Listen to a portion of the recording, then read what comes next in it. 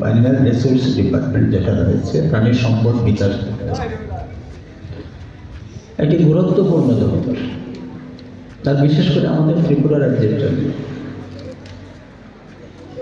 এই কারণে যে যারা ত্রিপুরা রাজ্যে আমরা বসবাস করছি, জাতি জনজাতি, আমরা প্রত্যেকেই কিন্তু পশুপালনে অভ্যস্ত রয়েছি।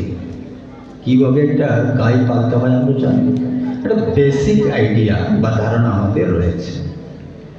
ছাগল কীভাবে পালতে হয় আমরা জানি, মোরগ কীভাবে পালতে হয় জানি, হাঁস কীভাবে পালতে হয় জানি,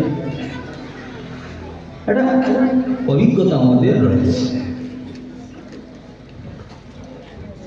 এই যে অভিজ্ঞতা নিরিখে এই পশুপালনের মধ্যে দিয়ে কিন্তু একটা পরিবারের একটা বড় রোজগার সেখানে আনা খুব কম সময়ের মধ্যে সম্ভব। আজকে এখানে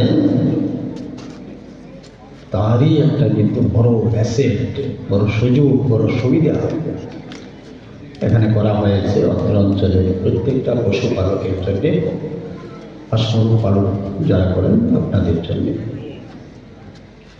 এই জায়গাটা একটা উঁচু পাহাড় ছিল, যে পাশের জন্য দেখা যাচ্ছে এই যে টিলাটা, এইভাবেই ছিল এই জায়গাটা।